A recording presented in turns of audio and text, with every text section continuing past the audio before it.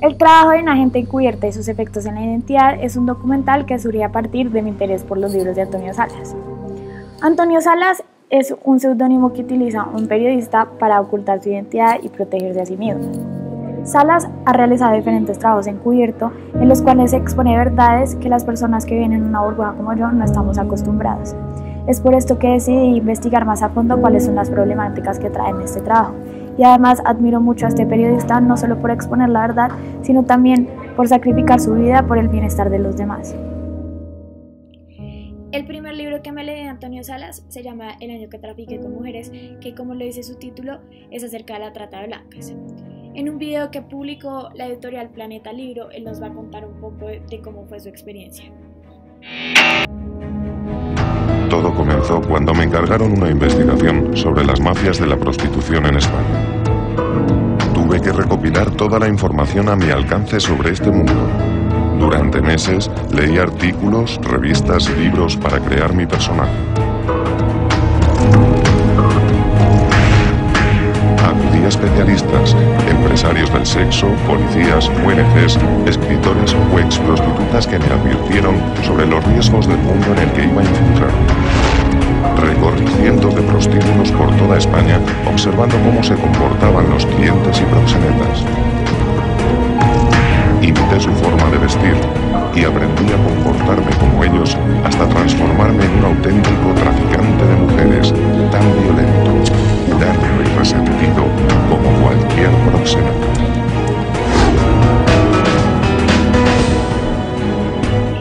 Entonces, con la lectura de este libro, empecé a preguntarme qué problemas traía este trabajo. Lo primero que se me vino a la cabeza fueron los efectos que traen los aspectos psicológicos. Sin embargo, este es un tema muy amplio que estudiar. Es por eso que decidí un aspecto psicológico en específico, el cual es la identidad. Y de ahí surgió la siguiente pregunta. Para poder seguir con esta investigación hay que entender qué es identidad.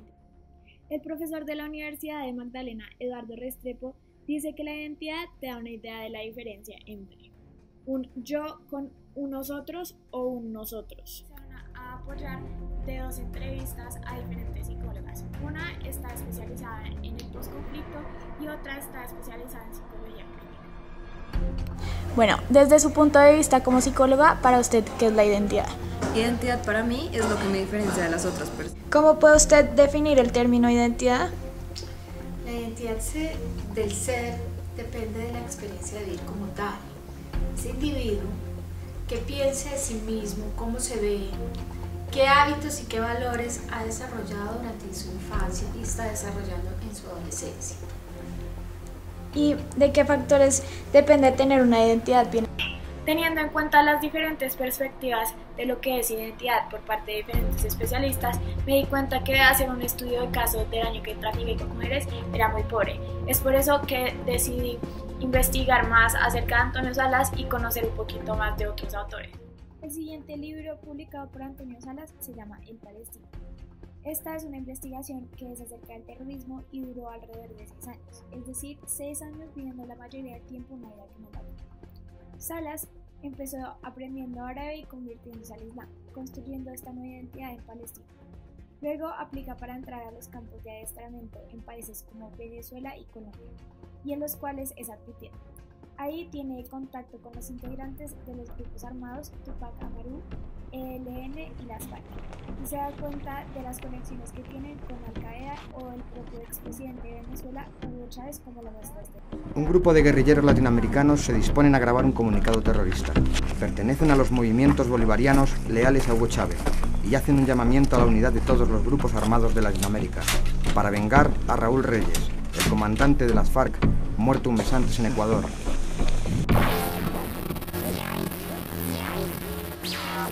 Los militantes combatientes del movimiento revolucionario Tupac Amaru, capítulo Venezuela, queremos expresar nuestro más profundo dolor ante la masacre de la que fue objeto las FARC en territorio de Ecuador por parte del ejército genocida del asesino presidente colombiano Álvaro Uribe, títere y lacayo del imperialismo norteamericano. Manifiestan su solidaridad con personajes como Manuel Marulanda, líder de las FARC, o Ilich Ramírez, alias Carlos el Chacal, el terrorista más letal y famoso del siglo XX. El sitio más humilde, más honrado y más heroico de Francia es el calabozo donde está el comandante Ilich Ramírez. Desde acá, nuestro saludo a nuestro hermano. Expresan su apoyo al ELN, las guerrillas latinoamericanas y la resistencia islamista palestina, iraquí o libanesa, y hacen un llamamiento a llevar el yihad a Sudamérica. Bueno, un saludo más sobre todo al pueblo de Palestina, al pueblo del Líbano, a redoblar la yihad, lucha diaria, constante y sistemática, que no le pertenece solamente al Medio Oriente, sino a los pueblos del mundo. La lucha es contra el imperialismo norteamericano y los imperialismos aliados, como es el Estado terrorista y sionista de Israel. Contra ellos, todas las organizaciones del mundo unidos para derrotarlos, con las armas, sin las armas, con capucha, sin capucha, por hay que atacarlos donde quiera que se encuentren, así sea en sus casas. Así sea en sus casas. Pero uno de estos encapuchados no es un auténtico militante. Es un periodista español que se ha jugado la vida durante los últimos 6 años, infiltrado en las redes del terrorismo internacional, armado solo con una cámara oculta. Su nombre, Antonio Sales. Esto es otra evidencia de lo peligroso que puede llegar a ser este trabajo, y no solamente a nivel físico, sino también mental. Pues en este caso, Salah se convirtió al Islam, lo cual no es grave, pero también empieza a hacer cosas y empieza a tener costumbres diferentes a las de su propia identidad. Otro libro que se utilizó para profundizar más esta investigación fue Ojo de Pato, en el cual Germán Castro Caicedo hace una recopilación de 4 historias de la vida real, en las cuales cuenta los detalles de diferentes operaciones de inteligencia que dieron con la ubicación de los narcoparamilitares alias Don Mario, Miguel Ángel y Víctor Manuel Mejía, el matón de los matones alias Cuchillo y los guerrilleros Martín Sombra y el Paisa. Uno de los casos que más me impactó fue el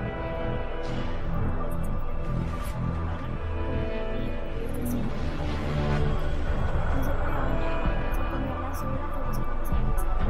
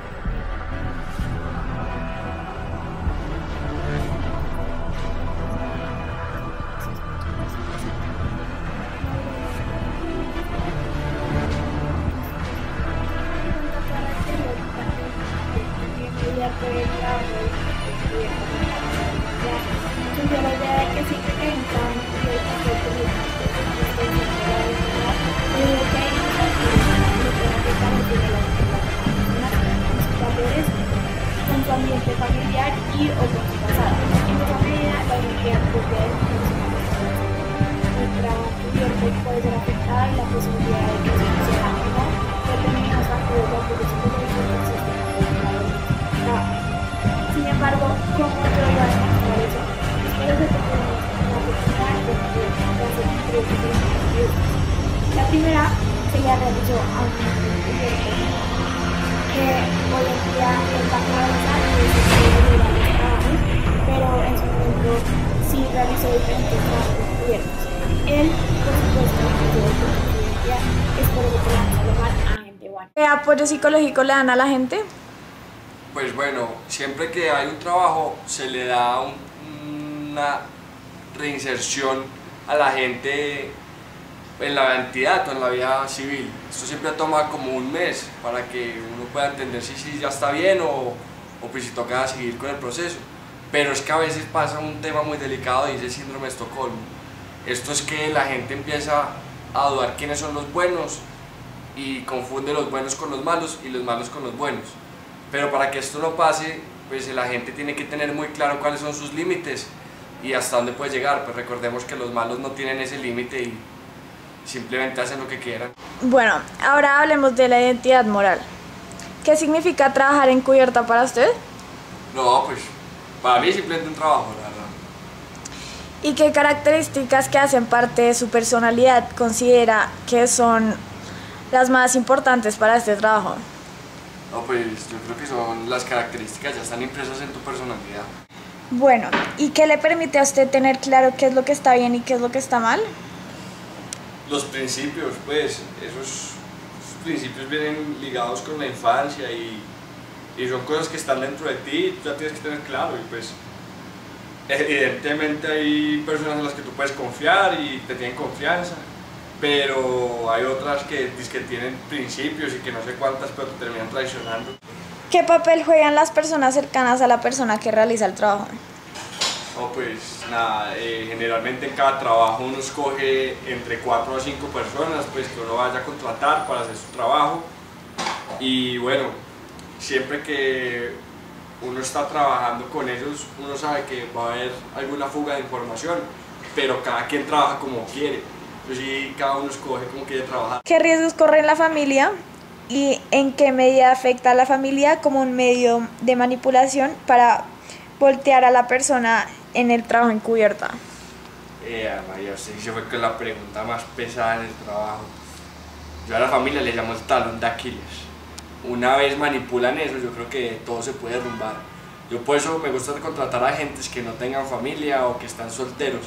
Y me parece muy importante que si tienen familia, no sepan que esa gente encubierto y pues que sea muy difícil que tengan conexiones con el jefe, porque ese talón es inquebrantable y una vez lo tocan pues a cualquier persona. Yo por eso intento escoger jóvenes, solteros, que no tengan ningún tipo de relación con la familia. Hola, cuéntanos porfa un poquito de ti.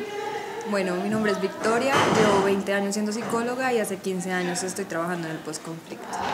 Con su experiencia, ¿qué factores considera necesarios para tener una identidad bien estructurada? Desde mi punto de vista hay 4 factores primordiales que afectan la identidad. Estos son el factor social, el familiar, el laboral y el religioso.